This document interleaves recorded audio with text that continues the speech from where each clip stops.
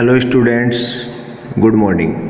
बच्चों, अपना पहले वाले लेक्चर के अंदर अपने साइक्लोट्रॉन की एक बनावट के बारे में और वर्किंग के बारे में पढ़ा। आज अपन इसकी गणितीय विवेचना मैथमेटिकल एनालिसिस के बारे में पढ़ेंगे, क्योंकि ये तो अपन पढ़ चुके हैं कि साइक्लोट्रॉन का यूज क्या होता है, धनावेशित कणों को त्वरित करने के अंदर काम में आता है और उच्च ऊर्जा तक अपन को उच्च ऊर्जा प्रदान करती है, तो अपन साइक्लोट्रॉन का उपयोग करते हैं। ठीक है, अब आज अपन पढ़ेंगे भाई इसके मैथमेटिकली क्या क्या हो सकता है। तो इसमें सबसे जैसे फर्स्ट है, पहला अपन इसमें पढ़े तो पहला इसकी अपन त्रिज्या निकालें, तो अपन कहें भाई अर्धवर्त की त्रिज्या, अर्धवर्त की त्रिज्या।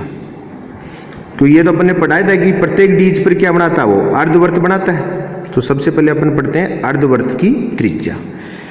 अर्धवर्त की त्रिज्या के अंदर अब ये चीज तो पता है कि साइक्लोट्रॉन धनावेशित कण प्रत्येक डीज पर अर्धवर्त का निर्माण करता है। ठीक है, और इस स्थिति का कारक कौन होता है, चुंबकीय क्षेत्र। ठीक है, तो अपन कह सकते हैं कि साइक्लोट्रॉन में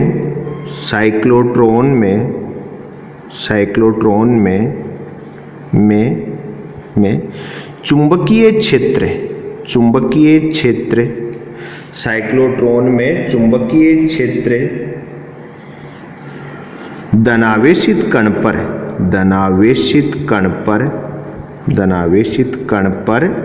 लंबवत लगता है। ठीक है, धनावेशित कण के ऊपर क्या लगता है, लंबवत लगता है। तो क्या हो जाता है, थीटा की वैल्यू तो 90, और साथ में क्या होता है कि ये चुंबकीय बल क्या लग जाता है, एक अभिकेंद्रीय बल की भांति कार्य करता है। तो इसका लंबवत लगता है। अतः चुंबकीय बल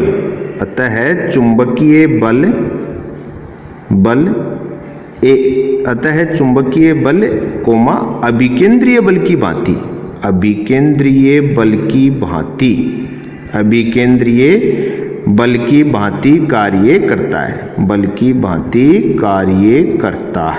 भांति कार्य करता है।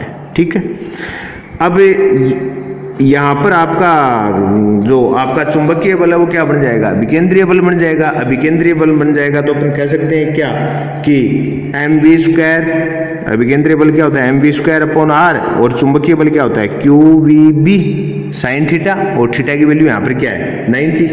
तो अपन कह सकते हैं यहाँ से रेडियस क्या आ जाएगी, देखो अगर आप चाहो तो यहाँ से देखो r = क्या आ गया mv/qb, यह आपकी अर्धवर्त की त्रिज्या आ गई। ठीक है, सेकेंडरी अगर वेलोसिटी चाहो वो या v बराबर चाहो तो v बराबर क्या हो जाएगा, देखो आप qbr/ क्या हो जाएगा m। तो यह आपका आ गया वेग। तो ये r क्या है, आपकी अर्धवर्त की त्रिज्या। ठीक है, यह आपकी अर्धवर्त की त्रिज्या आ गई इस कंडीशन के अंदर, ये चीज हुई।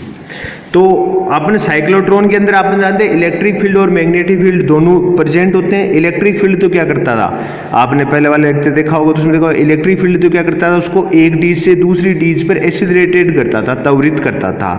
लेकिन वो वर्ताकार पथ में गति कर रहा है, इसका कारक कौन है, उस पर लगने वाला चुंबकीय बल, क्योंकि चुंबकीय जो आपका क्षेत्र है वो उसके ऊपर क्या है, लंबवत है। तो चुंबकीय बल क्या बन जाता है, एक अभिकेंद्रीय बल बन जाता है। अभिकेंद्रीय बल बन जाता है तो उसको कैसी गति प्रदान करता है, वर्ताकार पथ के अंदर इसमें गति प्रदान करेगा। तो इसमें mv²/r = क्या हो जाएगा qvb, और यहाँ से रिजल्टेंट अपन रेडियस और वेलोसिटी दोनों कैलकुलेट कर सकते हैं। इस प्रकार अर्धवर्त की त्रिज्या और अर्धवर्त के अंदर वेग दोनों का मान अपन ज्ञात कर सकते हैं। अब अपन 2 नंबर निकालते हैं, डीज के अंदर अर्धवर्ताकार पथ में लगा समय। ठीक है, अब अर्धवर्त की त्रिज्या और वेग तो कैलकुलेट, अब अपन लगा गया समय निकालें। तो समय क्या होता है भाई, दूरी बट्टा चाल। समय क्या होगा, दूरी बट्टा चाल। तो यहाँ पर अपन डायरेक्टली कह सकते हैं t = स्मॉल t ले लें। t = क्या होगा, अर्धवर्ताकार पथ की लंबाई, वर्ताकार पथ की लंबाई अपॉन क्या होगा, वेग। तो नीचे है डीज में धनावेशित कण का वेग, डीज में धनावेशित कण का वेग। तो यहां से समय आ जाएगा दीज में धनावेशित कण का वेग। अब अर्धवर्त के पथ की लंबाई क्या होगी भाई? पूरे वर्ताकार पथ की लंबाई क्या होता है? 2 पाई आर। तो अर्धवर्त के पथ की लंबाई क्या होगा? Pi R. तो but T is equal to क्या लिखते हैं? Pi R upon V. Pi R हो गया अर्धवर्त की लंबाई और वेग हो गया वी। अब आप और अगर इसको चेंज करना चाहो तो आर की वैल्यू रख सकते हो, या अपन क्या लिख सकते हैं? देखो pi upon V, R is equal to क्या निकाला आपने? M V upon Q B. तो अपन ने आर की वैल्यू रख दी क्योंकि आर इज इक्वल टू अपने पास क्या आया था? M V upon Q B. तो यहाँ से क्या हो जाएगा? वी से तो क्या हो जाएगा? Cancel V. तो टी इज इक्वल टू क्या आ गया? देखो pi M upon Q B. ये आपके अर्धवर्त के अंदर लगा गया समय, pi M upon Q B. ठीक है, तो यहां से क्या सिद्ध हुआ? देखो पाई एम क्यू बी मतलब न तो आर है ना वी है, तो अपन कह सकते हैं कि अर्धवर्त में लगा समय, अर्धवर्त में लगा समय वेग व त्रिज्या पर निर्भर नहीं करता।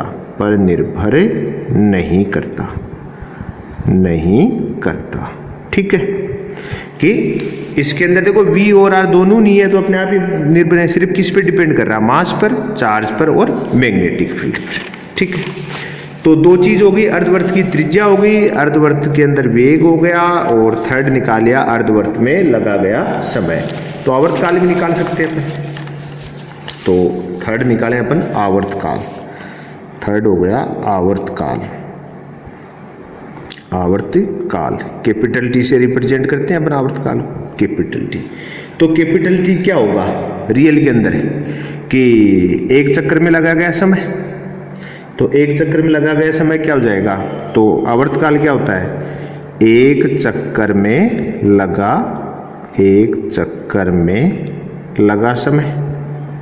लगा समय। ठीक है, तो अपन लिख सकते हैं capital T is equal 2 into T, या लिख सकते हैं capital T is equal to 2 into अर्धवर्त में लगा समय, अर्धवर्त में लगा समय, क्योंकि आधे चक्कर में जो समय लगा उसका डबल कर दीजिए तो एक चक्कर में लगा गया समय आ जाएगा। तो अपन डायरेक्टली यहाँ से निकाल सकते हैं टी इज इक्वल टू 2, अर्धवर्त में कितना लगा था अपना भाई? अर्धवर्त के लिए क्या? Pi M upon Q B. तो pi M upon Q B, या फिर अपन सकते हैं या T is equal to 2 pi M upon Q B. ये आपके आवर्तकाल का मान आ गया। ठीक है, और वैसे भी निकालो तो आप निकाल सकते हो, एक चक्कर में तय दूरी 2 पाई आर और नीचे बट्टे वेलोसिटी। तो अपन दूसरे तरीके से निकाले तो भी अपन निकाल सकते हैं, या अपन ऐसे भी निकाल सकते हैं, या टी इज इक्वल टू क्या हो जाएगा? 2 pi R upon V, 2 pi R upon V. या फिर देखो 2 पाई अपॉन वी, आर की वैल्यू क्या हमारे पास? M V upon Q B. तो यहाँ से इज इक्वल टू भी यही आएगा 2 pi M upon Q B. आप कोई सी तरीके से निकाल लो, चाहिए अर्धवर्त के अंदर जो समय लगा उसका डबल कर दीजिए, और चाहिए आप एक चक्कर में लगा गया एक चक्कर में तय दूरी बट्टा वेग, ऐसा भी निकाल सकते हैं, आपको जो अच्छा लगे। चौथी निकालने अपन आवर्ती, साइक्लोट्रॉन की आवर्ती। आवर्ती को अपन स्मॉल एम से निरूपित करते हैं, small N is equal to क्या होती है? आवर्तकाल की उल्टी होनी है तो अपन लिख जानते हैं कि आवर्ती इज इक्वल टू क्या होता है? Small N is equal to 1 बट्टा आवर्तकाल। आवर्तकाल और आवर्ती एक दूसरे के उल्टे होते हैं, तो अपन यहाँ से निकाल लें N is equal to 1 upon 2 pi M upon Q B, और या एन इज इक्वल टू क्या जाएगा? Q B upon 2 pi M. ये आपकी इसकी आवर्ती आ गई।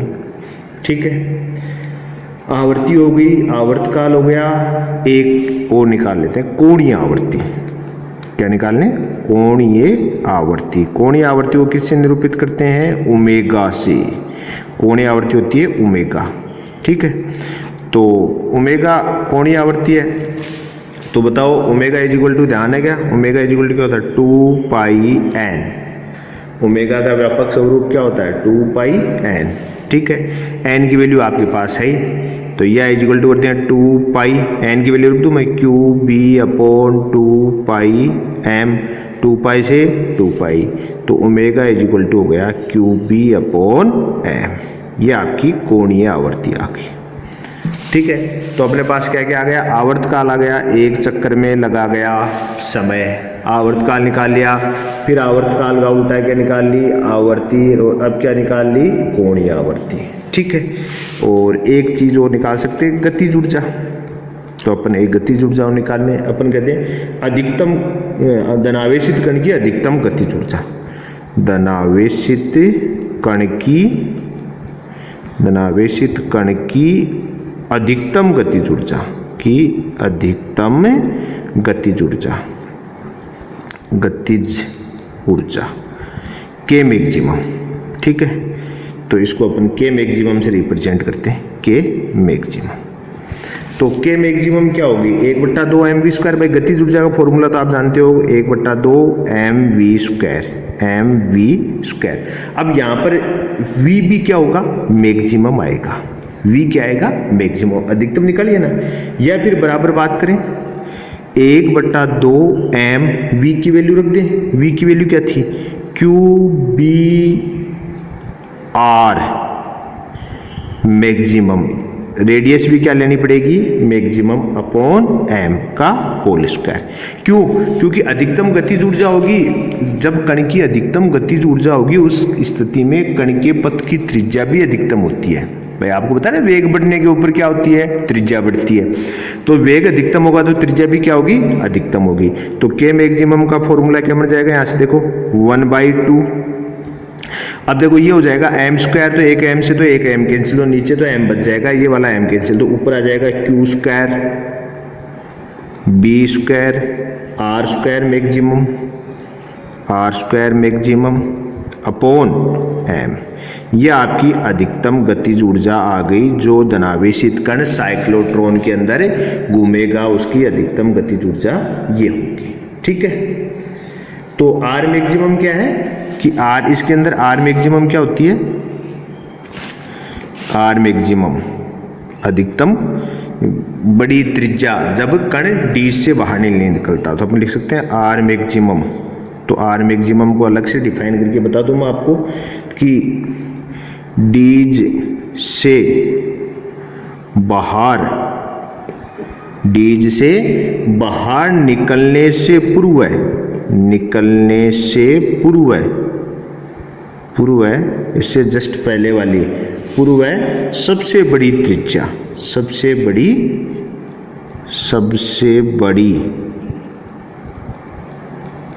अर्धवर्त की त्रिज्या,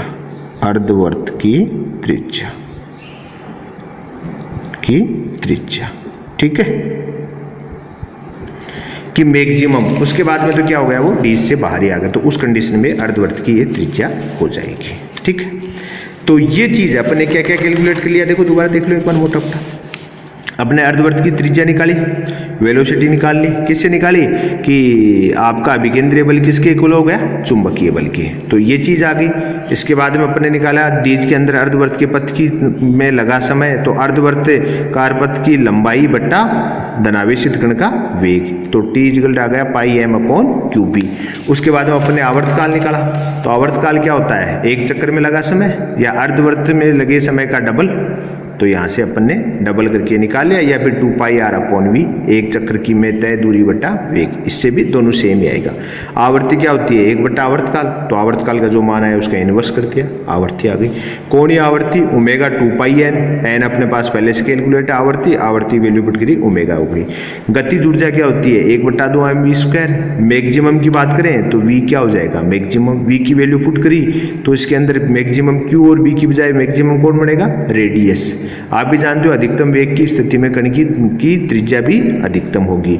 और आर मैक्सिमम कौन है, डी से बाहर निकलने से पूर्व कण सबसे बड़ी अर्धवर्त की त्रिज्या। ठीक है, ये चीजें गणितीय विश्लेषण के अंदर अपन ने इसमें पढ़ी।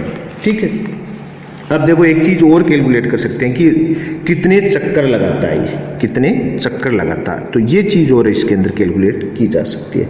तो वर्ताकार चक्रों की कुल संख्या, वर्ताकार चक्रों की कुल संख्या, चक्रों की कुल संख्या कि धनावेशित कण है वो साइक्लोट्रॉन में कितने चक्कर लगाता है, कुल चक्रों की कुल संख्या। अगर आप कैलकुलेट करना चाहो तो भी वो भी अपन कैलकुलेट कर सकते हैं। ठीक है, तो वो उसके लिए थोड़ा सा सपोज लेके अपन ने वो चलना पड़ेगा। अपन कहते हैं माना कि कैपिटल एन, माना कि कैपिटल एन वर्ताकार, माना कि कैपिटल एन वर्ताकार चक्रों की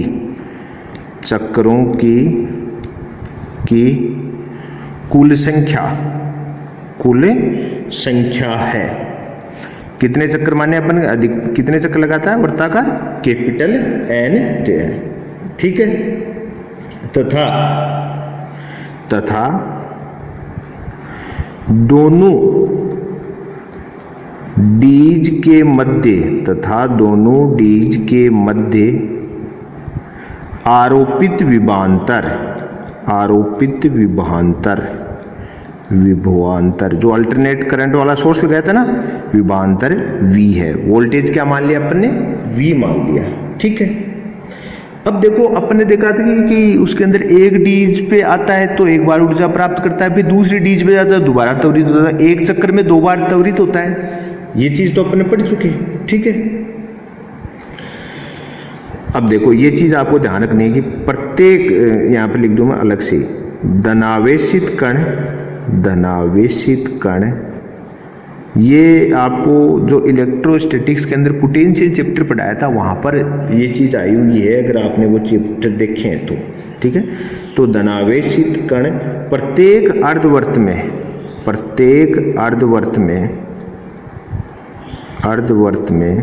धनावेशित प्रत्येक अर्धवर्त में कण द्वारा अर्धवर्त में कण द्वारा ग्रहण की गई ऊर्जा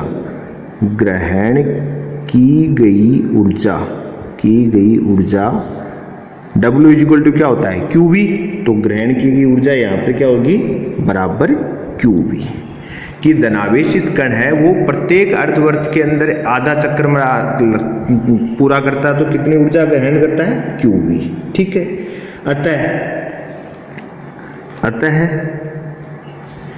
एक पूर्ण चक्कर में ग्रहण ऊर्जा क्या होगी, 2 गुणा QV। भाई एक अर्ध चक्र में कितने ग्रहण कर रहा है, QV, तो पूरे चक्र में क्या हो जाएगी उसकी डबल, 2QV। ठीक है, अतः कैपिटल N चक्रों में कण द्वारा ग्रहण ऊर्जा होगी, क्या हो जाएगी, इसको E बराबर क्या हो जाएगी, इसको N से गुणा कर दें तो N इंटू 2 इंटू QV। तो क्या हो जाएगा, N से मल्टीप्लाई कर दिया N इंटू 2QV हो जाएगा। ठीक है, अब ये कुल ऊर्जा है ये अधिकतम ऊर्जा के बराबर होगी। तो अपन कह सकते हैं कि N चक्रों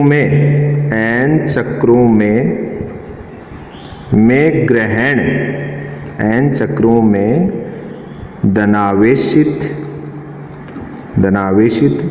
कण द्वारा ग्रहण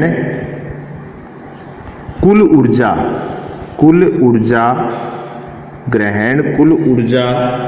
का मान किसके बराबर होगा, ऊर्जा का मान अधिकतम गतिज ऊर्जा के तुल्य होगा, अधिकतम गतिज ऊर्जा के तुल्य होगा, गतिज ऊर्जा के बराबर या गतिज ऊर्जा के तुल्य होगा।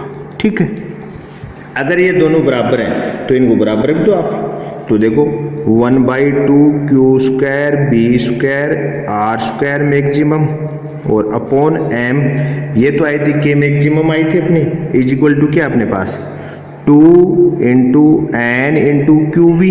अपने को निकालना क्या है एन, तो एन के अलावा जो भी है उनको एक साइड में ले लो और बाकी का आंसर आ जाएगा। तो अपने कहते हैं एन इज इक्वल टू क्या आ जाएगा, देखो तो आ जाएगा Q square B square R square maximum upon 2 into 2 क्या हो गया 4 इंटू क्यू इंटू वी। तो एक क्यू से एक क्यू तो क्या हो जाएगा कैंसिल, और नीचे एम है ही तो एक क्यू से तो क्या कर दिया क्यू कैंसिल, तो एन इज इक्वल टू आ गया 1/4 Q B square R square maximum upon M into V. ये आपके नंबर ऑफ राउंड आ गए साइक्लोट्रॉन के अंदर। आपका धनावेशित कण जो लगाने वाला है उसके नंबर ऑफ साइक्लोट्रॉन में जितने भी चक्कर लगाएगा उसके इक्वल ये मान आ गया। ठीक है, अब देखो कहानी क्या है यहाँ पर। अपन ने क्या किया, अपन ने कहा कि भाई मान लिया कि शुरुआत में कितने मान लिया एन चक्कर लगा रहा है, कितने लगा रहा है एन चक्कर लगा रहा है। अब ये चीज आपको मैंने उसमें जब उसकी वर्किंग पढ़ा रहा था उसमें आपको मैंने बताया था कि एक डी पर जब जाता है तो एक्सीलरेटेड होता है, फिर दूसरी पे जाता है दोबारा एक्सीलरेटेड होता है, मतलब एक चक्कर में 2 बार त्वरित होता है। 2 बार त्वरित होता है मतलब दोनों एक डीज से दूसरी डीज पे जब भी जाएगा उसको ऊर्जा ग्रहण होगा। तो एक डीज पर कितनी ऊर्जा ग्रहण करता है W इक्वल टू QV होता है, तो कितनी होगी QV। तो दूसरी डीज पर भी कितनी करेगा QV, तो एक चक्कर में टोटल ग्रहण कितनी होगी 2 इंटू QV। ठीक है, और एन चक्कर में टोटल कितनी है एन इंटू ये, तो ये टोटल ग्रहण कर लेगा एन चक्रों में। तो ये वैसे हकीकत में होना किसके इक्वल होना चाहिए, ये किसके इक्वल होनी चाहिए कि ये किसके इक्वल होना चाहिए, इसकी अधिकतम गतिज ऊर्जा के तुल्य होनी चाहिए, ये अधिकतम है। तो अपन ने इन दोनों को इक्वल रख दिया और यहां से अपन ने एन की वैल्यू कैलकुलेट कर ली, नंबर ऑफ राउंड कितने आएंगे। ठीक है, अब देखो अपन इसके साइक्लोट्रॉन के सीमाबंध पढ़ते हैं कि क्या ये नहीं कर सकता। तो अपन कह सकते हैं साइक्लोट्रॉन के सीमाबंध, साइक्लोट्रॉन के सीमाबंध, सीमाबंध मतलब लिमिटेशन हो गया कि क्या क्या इसके द्वारा नहीं किया जा सकता। तो साइक्लोट्रॉन क्या क्या नहीं कर सकता। तो फर्स्ट बात तो ये कि ये धनावेशित कणों के अलावा बाकी किसी को भी त्वरित नहीं करेगा। ठीक है, ठीक है, तो अपन कह सकते हैं हल्के आवेशित कण, हल्के आवेशित कण का अर्थ क्या हो गया, जैसे इलेक्ट्रॉन, जैसे कौन हो सकता है इलेक्ट्रॉन। ठीक है, हल्के आवेशित कणों को कर दो, हल्के आवेशित कणों को त्वरित नहीं कर सकता, त्वरित नहीं कर सकता। ठीक है, सिर्फ किन को करेगा, भारी धनावेशित कणों को त्वरित नहीं कर सकता। ठीक है, जैसे आपसे कहते कि इलेक्ट्रॉन को क्या साइक्लोट्रॉन की सहायता से त्वरित किया जा सकता है, तो आपका आंसर क्या होगा, नहीं किया जा सकता। ये सिर्फ किन को करता है, भारी धनावेशित कणों को ही त्वरित करता है। ठीक है, नहीं कर सकता है क्योंकि, क्यों नहीं कर सकता वो भी, क्योंकि हल्के द्रव्यमान, क्योंकि हल्के कणों का द्रव्यमान कम होता है, कम होता है, बहुत कम होता है, मतलब कम तो आप भी जानते हो प्रोटॉन का भी कम ही होता है, लेकिन प्रोटॉन और इलेक्ट्रॉन का कंपैरिजन करोगे तो आपको 10 की घात 3 का अंतर मिलता है। तो हल्के कणों का द्रव्यमान कम होता है, मतलब बहुत कम होता है, जिसके कारण क्या होता है, कम होता है। अतः, या फिर आगे लिखना है जिसके कारण बहुत कम होता है, जिसके कारण सापेक्षता आपके, अगर आप आगे जाओगे तो आपको पढ़ने को मिलेगा सापेक्षता का सिद्धांत क्या होता है। सापेक्षता मतलब वेलोसिटी से मास चेंज होता है। आपको मैंने शुरुआत में चार्ज वाला चैप्टर पढ़ाया था, उसके अंदर भी ये चीज़ को मैंने बताया था, तो वो सापेक्षता है ये। ठीक है, सापेक्षता का प्रभाव, क्यों, जिसके कारण सापेक्षता का प्रभाव अधिक होता है, प्रभाव अधिक होता है, अधिक होता है। ठीक है, अपन हल्के आवेशित कणों को त्वरित नहीं कर सकते क्योंकि हल्के कणों का द्रव्यमान कम होता है, जिसके कारण सापेक्षता का प्रभाव अधिक होता है। ये कारण भी है, मैंने आपको बता दिया। तो आप इससे सिर्फ किन को कर सकते हो, भारी धनावेशित कणों को आप या इससे आप त्वरित कर सकते हो। ये तो आप पढ़ चुके, ये तो अपने शुरुआत में कहा था ना कि इससे सिर्फ किन को किया जा सकता है, भारी धनावेशित कणों को ही त्वरित किया जा सकता है। हल्के कणों को त्वरित, आवेशित कणों को अपन इससे त्वरित नहीं कर सकते। ठीक है, तो थर्ड क्या, सेकंड क्या कर सकते हैं, निरावेशित या अनावेशित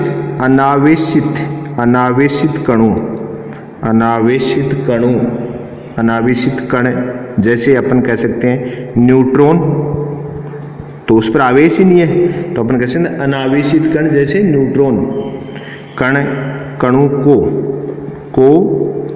भी त्वरित नहीं कर सकता, अनावेशित कणों को भी त्वरित नहीं कर सकता।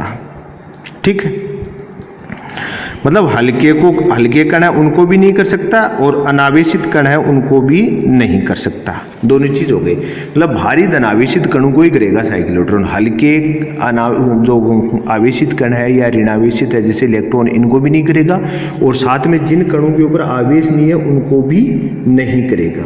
ठीक है, तो ये चीज है, ये कहानी है। ठीक है, अब ये तो हो गया। अब इसके उपयोग देख लें, उपयोग क्या होता है। उपयोग आप दो सीमाबंद रखना है, इन दोनों में को बहुत बार पूछते हैं, इन दोनों को तो बहुत ही पूछते हैं। उपयोग तो अपन कह सकते हैं नाभिकीय संरचना ज्ञात करने में, न्यूक्लियस में तो करते हैं, तो अपन कह सकते हैं नाभिकीय संरचना ज्ञात करने में, नाभिकीय संरचना ज्ञात करने में करते हैं, ज्ञात करने में कई बार पूछ लेते हैं, दो उपयोग लिखो करने में। तो अपन जानते हैं न्यूक्लियस का स्ट्रक्चर अगर जानना है तो इसमें कर सकते हैं, और रेडियो एक्टिव समस्थानिक उत्पन्न करने में किया जाता है इसका, रेडियो एक्टिव समस्थानिक रेडियो एक्टिव समस्थानिक